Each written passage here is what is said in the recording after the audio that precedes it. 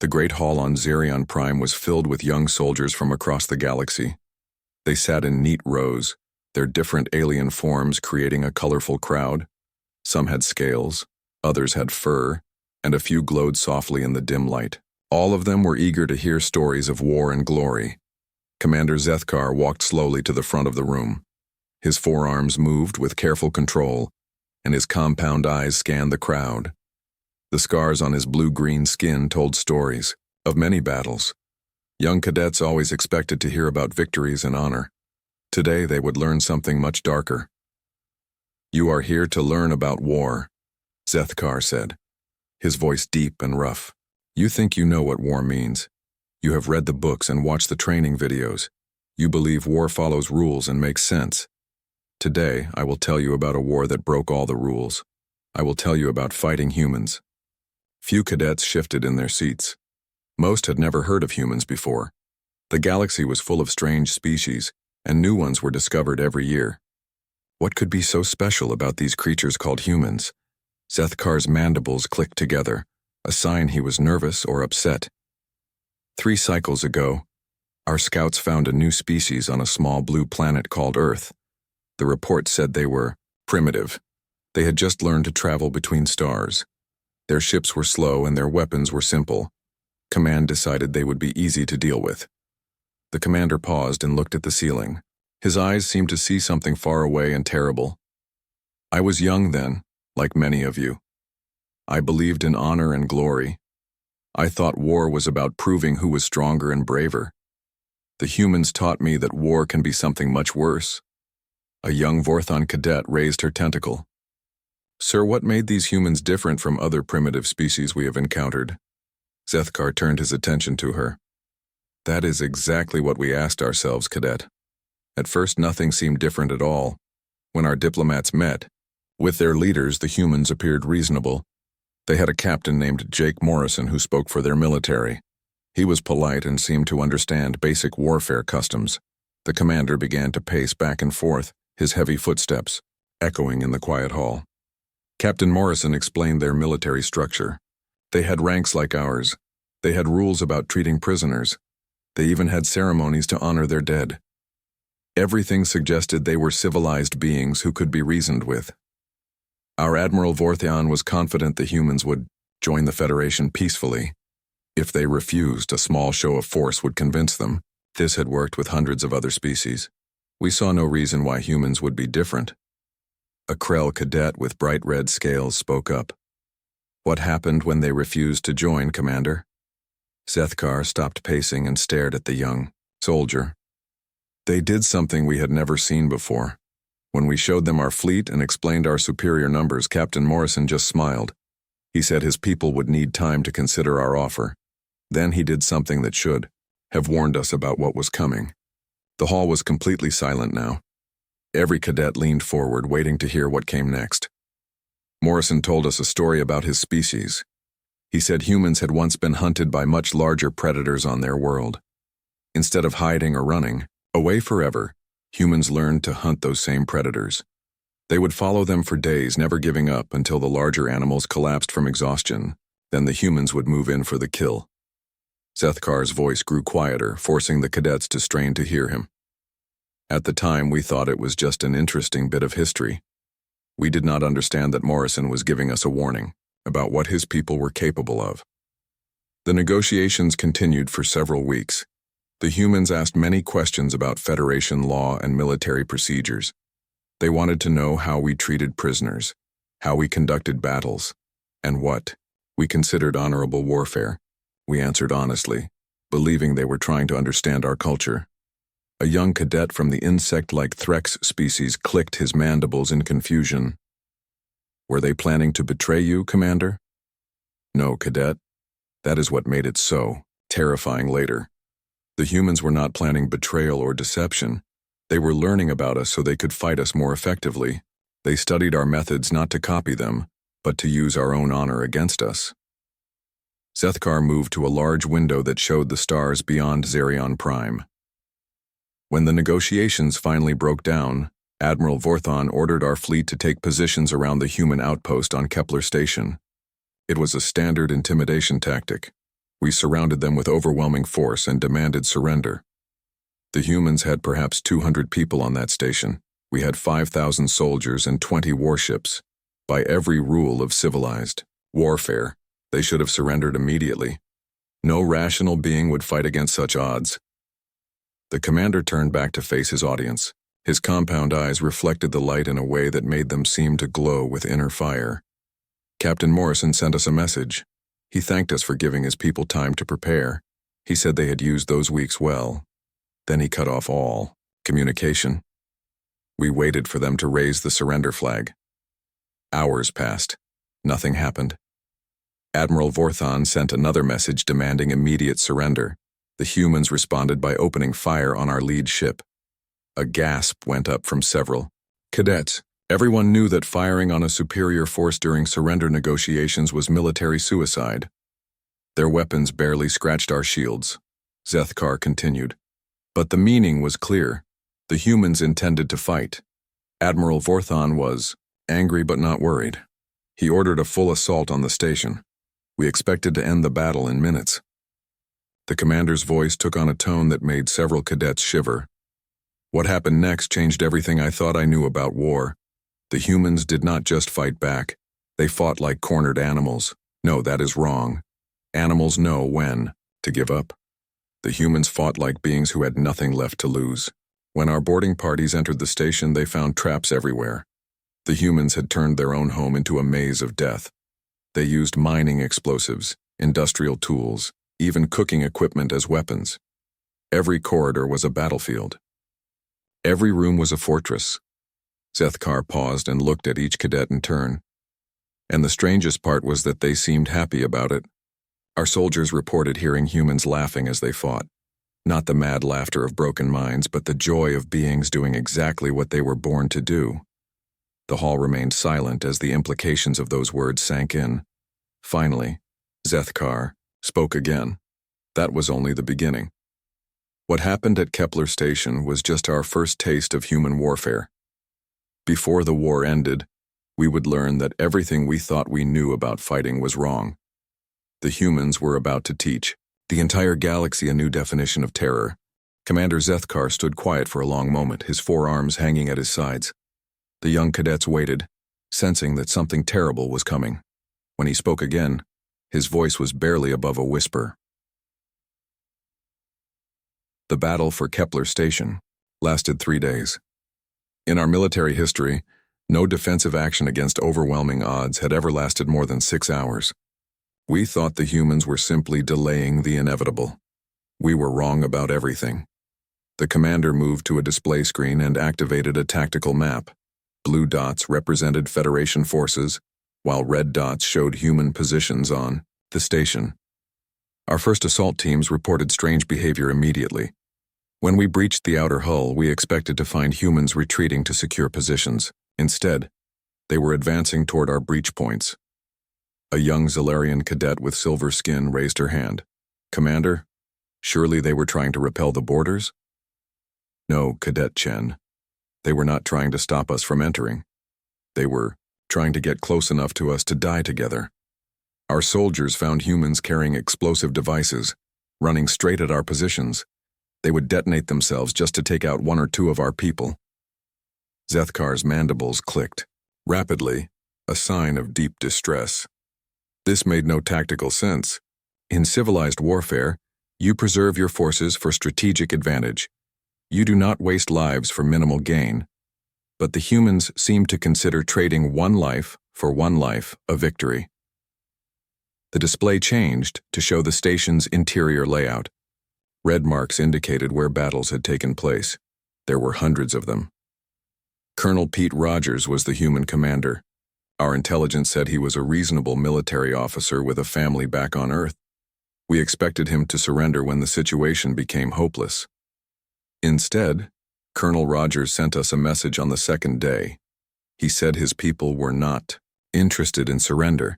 He said they had found something more important than survival. He called it purpose. A Krell cadet leaned forward. What did he mean by purpose, sir? Zethkar's compound eyes seemed to dim. We did not understand at the time. Now I know that humans fight differently because they think differently. When we go to war, we fight for territory or resources or political advantage. Humans fight for ideas. They fight for beliefs. They fight for the right to exist as they choose. The commander manipulated the display to show the station's power, core. On the final day, our forces had surrounded the remaining humans in the reactor section. There were maybe 50 humans left, including their wounded. We had over 1,000 soldiers ready to overwhelm them. Victory was certain. Admiral Vorth sent one last surrender demand. He promised to treat the survivors well, according to Federation law. The humans would be relocated to a peaceful world where they could live quietly under Federation protection. It was a generous offer. Zethkar paused and looked directly at the cadets. Colonel Rogers laughed when he heard the offer. Not bitter laughter or mad laughter. He sounded genuinely amused. He said something that I will never forget. He said humans did not want to live quietly. He said his people had not traveled to the stars just to become pets in someone else's zoo. The display now showed emergency alerts flashing across the tactical screen. Then Major Lisa Carter, the human engineering officer, began the reactor shutdown sequence. Not an emergency shutdown that would preserve the station, a controlled overload that would destroy everything within 10 kilometers. Several cadets gasped. One young Vorthan spoke up. "But Commander, that would kill them too." "Yes, cadet. That was exactly the point. The humans were willing to die rather than live under Federation rule. But they were not content to simply die. They wanted their deaths to cost us as much as possible." Zethkar's voice grew hard. "We had 15 minutes to evacuate our people from the blast radius. Most of our assault teams were still inside the station. The humans could have used those 15 minutes to try to escape. Instead, they used the time to hunt down our soldiers who were trying to retreat." The commander began pacing again, his heavy steps echoing in the silent hall. Our soldiers reported that the humans were singing as they fought. They were singing old songs from their home world, songs about freedom and sacrifice and never giving up. They turned their final battle into some kind of celebration. When the reactor exploded, it took out 3 of our cruisers and damaged 2 more. We lost over 800 personnel. The humans lost everyone on the station. By any military calculation, we had won a costly victory. But it did not feel like victory at all. A young cadet with blue tentacles asked, "What happened to the human survivors, Commander?" Zethkar stopped pacing. "There were no survivors, cadet. The humans made sure of that. They had medical facilities and escape pods they could have used. Instead, they stayed and fought until the reactor consumed them all." The display changed to show transmission logs. But the humans had been broadcasting everything. Every moment of the battle was sent back to their home worlds. Their final messages were not pleas for help or cries of despair. They were instructions for other humans on how to fight us more effectively. Colonel Rogers' last transmission became famous throughout human space. He said his people had learned something important about the Federation. He said we were used to enemies who wanted to survive. He said humans had an advantage because they wanted something more than survival. They wanted to win. Zethkar moved back to the window, staring out at the stars. The recordings spread like wildfire through human colonies. We intercepted their communications and tried to understand what was happening. The humans were not mourning their dead. They were celebrating them. They called the defenders of Kepler Station heroes and promised to follow their example. Admiral Vorth was deeply troubled by this reaction. In Federation military doctrine, heroic last stands are tragic necessities, not inspirational examples. We honor the dead but do not encourage others to die needlessly. The humans seemed to think the sacrifice at Kepler Station was the best possible outcome. The commander turned back to face the cadets. That is when we began to understand that we were not fighting a normal war. Normal wars end when one side decides the cost is too high. The humans had just demonstrated that no cost was too high for them. They preferred death to defeat. Fleet Command ordered psychological profiles of the human species. The results were disturbing. Humans had evolved on a world where survival required constant struggle. Their entire history was filled with examples of small groups fighting impossible odds and somehow winning through sheer determination. Zethkar's voice dropped to almost a whisper. But the worst part was still to come. The humans began broadcasting Colonel Rogers' final message to our own forces. They wanted our soldiers to hear what he had said. They wanted us to know that every battle would be like Kepler Station. Every engagement would cost us more than we could afford to lose. And they were right. After Kepler Station, our military morale began to collapse. Our soldiers knew they were facing an enemy that could not be broken, because they were already broken by their own world. The humans had been shaped by millions of years of struggle into the perfect warriors. They had nothing left to fear because they had already survived the worst their home planet could offer. The commander looked at each cadet in turn. That was only the beginning of our education about human warfare. The real horror was yet to come. Commander Zethkar moved away from the window and stood in the center of the hall. His compound eyes reflected the overhead lights as he looked at the young cadets. Many of them had gone pale during his description of Kepler Station. They were about to learn that things had gotten much worse. Admiral Vorthon was a proud warrior, Zethkar began. He had fought in 12 major campaigns and never lost a battle. The destruction at Kepler Station angered him greatly. He believed the humans had gotten lucky with their suicide tactics. He was determined to show them the price of defying the Federation.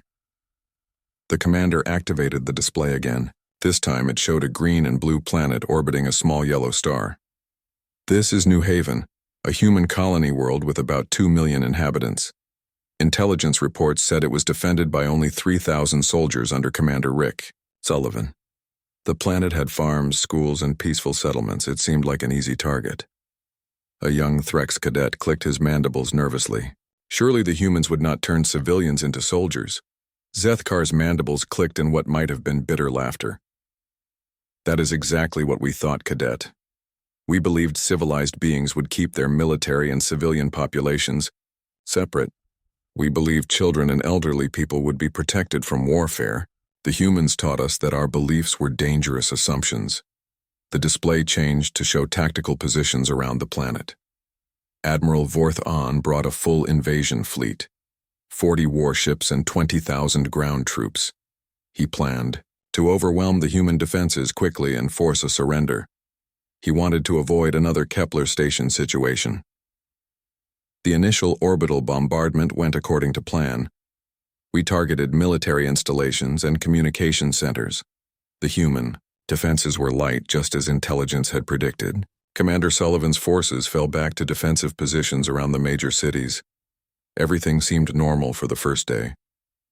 Zethkar began pacing again, his forearms moving in agitated gestures. Then our ground forces landed and began advancing toward the cities. That is when we discovered the humans had been preparing for much longer than we realized. Every farm was a fortress. Every road was trapped. Every building was a potential weapons depot. The display showed a map of the planet's surface with thousands of red marks indicating combat zones. A farmer named Tony Mitchell had organized the resistance in the rural areas. This man had never been a soldier. He grew food for a living. But when our forces approached his farm, he and his neighbors fought like veteran warriors. They used hunting rifles and farming equipment as weapons. They turned their knowledge of the land into a tactical advantage. They knew every hill, every stream, every hiding place. Our soldiers found themselves fighting an enemy that seemed to appear from nowhere and vanish just as quickly. A Zalarian cadet raised her hand. But Commander, surely untrained civilians could not stand against professional soldiers. Zethkar stopped pacing and looked directly at her. That is what we thought, cadet. We were wrong again. The humans had been training their entire population for war. Not just the adults, but everyone old enough to hold a weapon. They called it civil defense. But it was really preparation for total war. The commander's voice grew darker. Children, as young as 12, were carrying messages between resistance cells. Teenagers were setting explosives and conducting sabotage operations. Elderly people were gathering intelligence and providing support. The entire population had become a military force. But the worst part was not their organization or their preparation. The worst part was their attitude. They were not fighting because they had to. They were fighting because they wanted to. They seemed to enjoy the challenge of facing impossible odds. The display changed to show a specific location marked as Harrison's Ridge. This is where I began to understand the true nature of human warfare. Tony Mitchell and 43 other colonists held this position against an entire Federation battalion for 3 days. They had no heavy weapons, no air support, and no hope of rescue. Zethkar's voice became very quiet. I was part of the force that finally overran their position. When we reached the top of the ridge, we found something that haunts me still. The humans were still fighting even though most of them had been wounded. Some had injuries that should have been fatal hours earlier. Tony Mitchell himself had been shot 4 times and was bleeding heavily. He could barely stand. But when he saw our soldiers approaching, he smiled and raised his rifle one more time. He died with that smile on his face, as if dying in battle was exactly what he had always wanted. A young Vorthon cadet spoke in a shaking voice. How could they keep fighting with such terrible injuries? That is what we asked ourselves, Zethkar replied. Our medical officers examined the human bodies afterward. They found primitive stimulant, drugs in their systems, but that was not enough to explain their endurance. The humans seemed to be running on something more powerful than any chemical. Later we learned that humans have a biological response to extreme stress that floods their bodies with natural chemicals. They call it an adrenaline rush. But even that was not the complete explanation. The humans were fighting with something our species had never encountered before. They were fighting with pure will. The commander activated a new section of the display showing communication intercepts. During the battle for Harrison's Ridge, we intercepted human transmissions. The colonists were not calling for help or reporting their desperate situation. They were encouraging each other to keep fighting. They were making jokes about their wounds and betting on how many Federation soldiers they could take with them. One transmission still echoes in my mind. A young human woman named Amy Brooks was coordinating artillery support for the ridge position. She had been shot in the arm and was losing blood rapidly.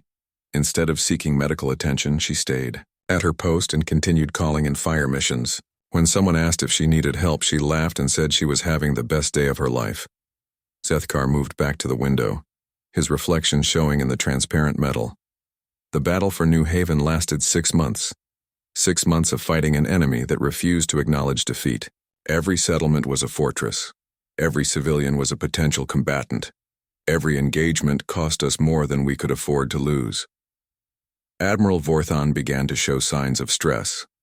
His staff reported that he was having trouble sleeping and eating. The constant pressure of fighting an enemy that seemed to welcome death was breaking down his mental health. This was a decorated veteran who had never shown fear in dozens of previous campaigns. The display now showed casualty reports, with numbers that made several cadets gasp. By the end of the New Haven campaign, we had lost over 15,000 soldiers.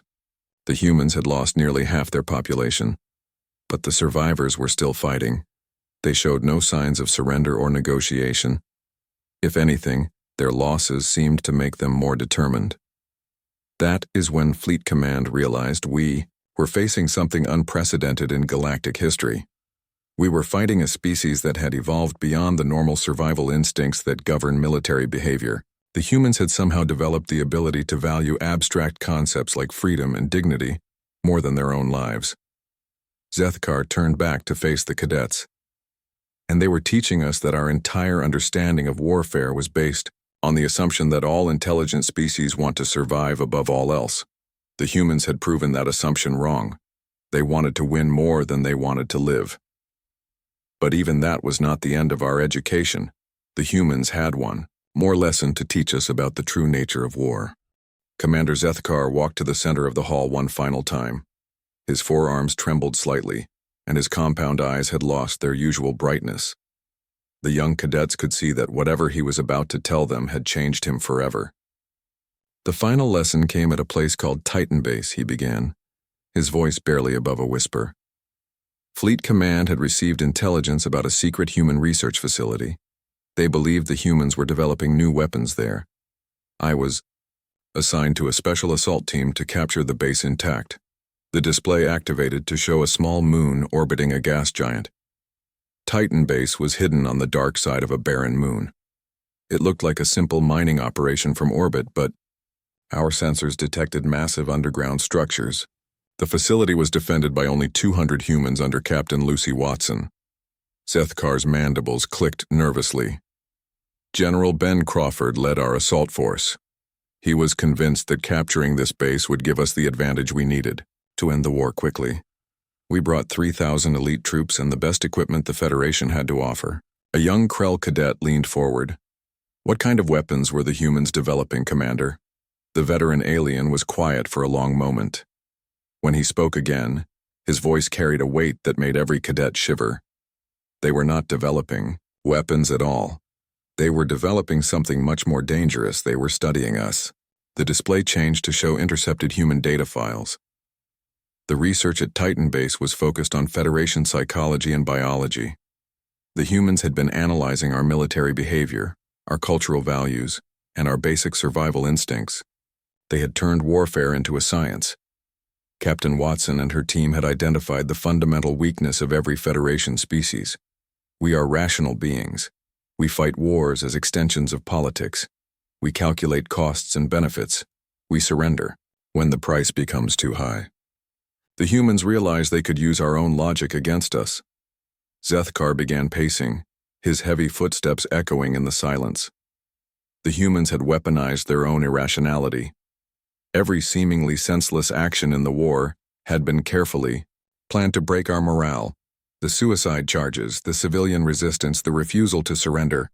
All of it was psychological warfare designed specifically for rational opponents. A Threx cadet clicked his mandibles in confusion. But, Commander, how could madness be a military strategy? It was not madness, Zethkar replied. That was the terrifying truth we discovered at Titan Base. The human approach to warfare was completely rational from their perspective. They had simply started from different assumptions than the rest of us. The commander stopped pacing and faced the cadets directly. We assume that survival is the highest priority in any conflict. Humans assume that some things are more important than survival. They would rather die fighting than live in submission. This gives them an enormous advantage over enemies who want to survive. The display showed the layout of Titan Base with its underground levels clearly marked. When we assaulted the facility, Captain Watson implemented something called Protocol Zero. The entire base had been designed as a trap. Every corridor, every room, every system was rigged to maximize casualties among attacking forces. But this was not a desperate last stand like Kepler Station or New Haven. This was a carefully planned operation that had been prepared months in advance. The humans had anticipated our assault and prepared accordingly. They wanted us to attack because they knew exactly how much damage they could inflict. Zethkar's voice grew very quiet. The assault began at dawn. Our forces breached the outer defenses easily. Too easily. Captain Watson allowed us to enter the facility without serious resistance. Then she triggered the trap. Explosive charges brought down entire sections of the underground complex. Emergency blast doors sealed off escape routes. The lighting systems failed, plunging everything into darkness. Our 3,000 elite soldiers found themselves trapped in a maze designed to kill them. The display showed casualty reports that made several cadets gasp in horror. In 6 hours, we lost over 2,000 soldiers.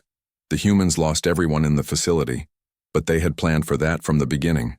They considered it an acceptable exchange rate. A young Zalarian cadet spoke in a shaking voice. How could they plan their own death so calmly? Zethkar looked directly at her. That is what I asked myself when I was trapped in the ruins with a dying human soldier, named Corporal Danny Lee. We were buried under collapsed concrete for 6 days. He had been shot 3 times and was slowly bleeding to death. I had a broken arm and severe injuries to 2 of my other limbs. During those 6 days, Corporal Lee explained human warfare philosophy to me. He was not angry or bitter about dying. He seemed almost peaceful. He told me that humans had evolved from hunters who specialized in persistence. They would chase their prey across vast distances, never giving up, until the target collapsed from exhaustion. The commander's voice became even softer. Lee said this hunting instinct had been refined by thousands of years of warfare against other humans. His species had learned to fight wars where surrender was not an option because the enemy would not accept it. They had developed the ability to continue fighting long past the point where rational beings would quit. But the most terrifying thing he told me was about human children. He said every human child learned stories about heroes who died fighting impossible odds. These stories are not tragic warnings about the cost of war. They are inspirational examples of how to live and die with honor. Zethkar moved back to the window, staring out at the stars. On the 6th day, rescue teams found us. Corporal Lee was barely alive, but he used his last breath to give me a message for Fleet Command. He said humans were not evil or cruel. They simply loved what they were fighting for more than they feared death. He said that if the Federation wanted peace, we would have to accept that humans would never surrender their independence. They would rather destroy themselves than become subjects of another empire. The choice was ours. We could have peace with humans as equals, or we could have war until one side was completely extinct. The display now showed the final casualty figures from the entire war. The numbers were staggering. Fleet Command made their decision 2 weeks later. For the first time in Federation history, we surrendered to a species we could have destroyed with orbital bombardment. We chose survival over victory. The peace treaty granted humans autonomous space and full trading rights. They became the only species in the galaxy that the Federation negotiates with as equals rather than subjects. Not because we respect their civilization, but because we fear their capacity for self-destruction in service of their beliefs. Zethkar turned back to face the cadets one final time. The humans taught us that war is not always about who has the better weapons or more soldiers. Sometimes war is about who is willing to pay the higher price. And humans are always willing to pay any price to remain free. Today, human space is marked as a no-fly zone for all Federation military vessels. Not to protect them from us, but to protect us from them. Because we learned that there are some enemies too dangerous to fight, even when you know you can defeat them. The commander's voice carried a final warning that would stay with the cadets forever. If you ever encounter humans in your military careers, remember this lesson. They are not monsters or madmen. They are simply the product of a world that taught them survival requires absolute commitment to victory, regardless of cost. Never fight humans unless you are prepared to match that commitment. And pray you never have to discover if such dedication is possible for your own species. The hall fell silent as the cadets absorbed the full horror of what they had learned. Commander Zethkar walked slowly toward the exit, his 4 arms hanging at his sides. The young soldiers watched him go, forever changed by the understanding that somewhere in the galaxy existed a species that had turned warfare itself into a form of controlled madness. The stars beyond the window seemed colder now, knowing that among them lived beings who would rather die than kneel.